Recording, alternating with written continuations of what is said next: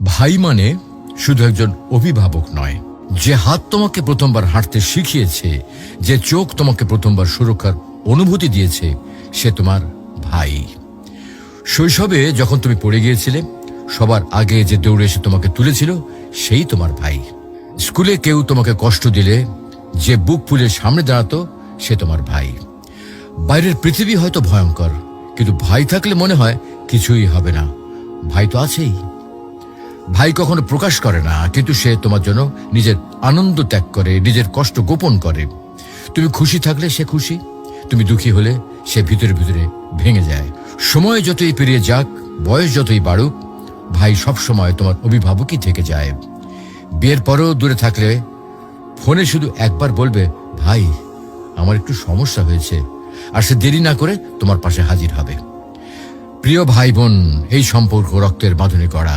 এখানে স্বার্থ নেই, হিসাব নেই, আছে শুধু ভালোবাসা আর দায়িত্ববোধ। যতদিন ভাই বেঁচে আছে, ততদিন তোমার জীবনে একজন নীরব অভিভাবক রয়েছে, যে সব সময় তোমার পেছনে পাহাড় হয়ে দাঁড়িয়ে রয়েছে। তাকে কদর করো, তার জন্য দোয়া করো, কারণ ভাইয়ের ভালোবাসা এটা আল্লাহ দেওয়া এক অমূল্য নিয়ামত।